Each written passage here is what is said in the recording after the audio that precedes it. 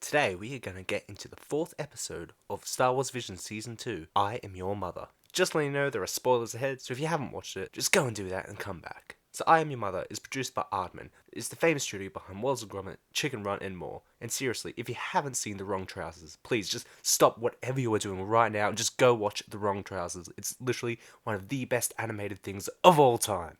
Anyway, this film was directed by Magdalene Asinka, and she really wanted to tell a story about mothers, because, Star Wars is very famous for telling the story about fathers. Well, a specific father, but fathers. So Asinka really wanted to tell a story about mothers and motherhood, and she really wanted to tell it in a positive way, about the positive influences that mothers have, especially since they are oftentimes overlooked, which I think this episode does really well. So let's just get into the story. This story is essentially about Annie and her relationship with her mum. They're Twi'leks on this planet. Obviously, they're not that well off. Instantly, you can see that they are living in this very, very messy, grubby little place, which kind of tracks because the director definitely said this story is about these two being immigrants, which is very much influenced on her own life, being from Poland coming over to Britain. Anyway, I'm getting sidetracked. So Annie's part of this flight school, and there's this big family fun race day coming up, hosted by the one and only Wedge Antilles. And Annie, she's super excited about it, but, she's very embarrassed by her mum, because her mum is a bit too out there for her. Very loud, very much doesn't care what anyone else thinks of her, which is great for the mum, but,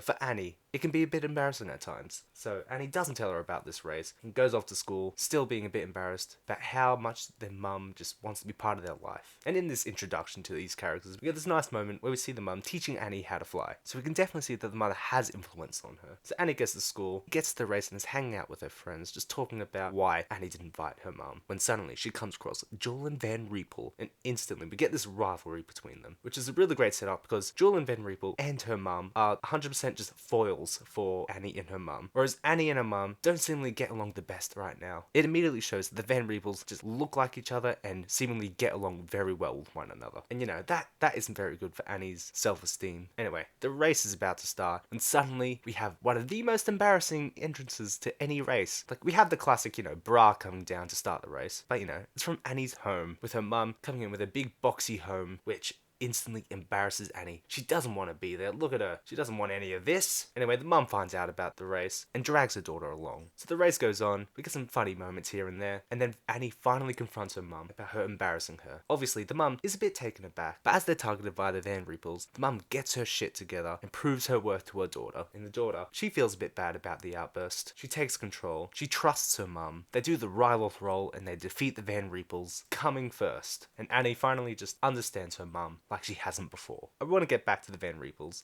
As I said before, they are definitely foils for Annie and her mum. They really seem close together. They're practically identical. But when things heat up, when there's stress in the relationship, Annie and her mum, they use that as an opportunity to grow together and to bond with one another. Whereas with the Van Riepels, they literally just fall apart. And I think that's quite clever storytelling, showing these very two different dynamics. Now, I also want to talk about the humour. This is definitely the most humorous out of all of the Star Wars Vision shorts. And of course it is. It's Aardman. They're known for their very British humour in their shorts. And of course it has the Aardman style, so it's all very cohesive and it does not feel out of place at all within the Star Wars world. And they even have this amazing droid design of Z1. Look at that. It's a dog. It's a sausage dog. Look how cute it is. And they also have so many great Easter eggs. You have a Hera poster. You have a Max Rebo plush. You have a Blurg and Porg wood carvings. You have a ship that is very similar to the Mantis Stinger. Hell, you even have the robot from the first Wallace and Gromit short in there. So many great Easter eggs in here, sure to make even the most die-hard Star Wars fans be the Leonardo DiCaprio meme. This was a very solid short. It wasn't my favourite, but the standard of all of these shorts this season is pretty high, so, it's still very well done.